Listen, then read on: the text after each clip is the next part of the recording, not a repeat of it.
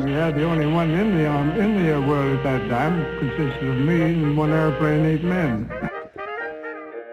On this day, 113 years ago, Benjamin Foulois took his first military flight. At one point, he was the entire U.S. Air Force, and he was the first one to ever put his aircraft together and fly a military flight as a military officer. The Daedalians are an organization that honors the past of the World War I pilots. Benjamin Foulois was a World War I pilot, and we're very excited to be here to celebrate his first flight.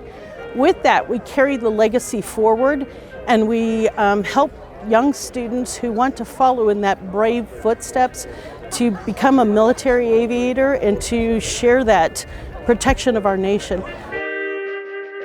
Lieutenant Foulois had an airplane, one of the first military-owned airplanes on this facility, and he had his orders to teach himself to fly. He flew an airplane solo on these grounds, and this was the beginning of military aviation. And that's why we celebrate this March 2nd occasion. So this is it. This is the beginning of it. He did it all by himself, which is quite remarkable. If you've had any flying experience, it usually takes someone about anywhere from 10 to 15 hours of practice before they solo.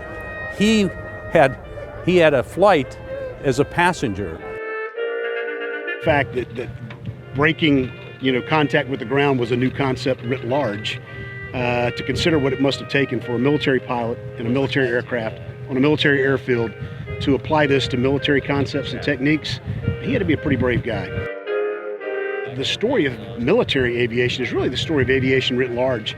As you take a look at all of the people that work in the aviation industry across our country, and we have the most thriving aviation industry in the world, it all kind of rolls right back to military aviation. And what Foulois did here in 1910 set the course for our plans to go to the moon in 3 or 4 years.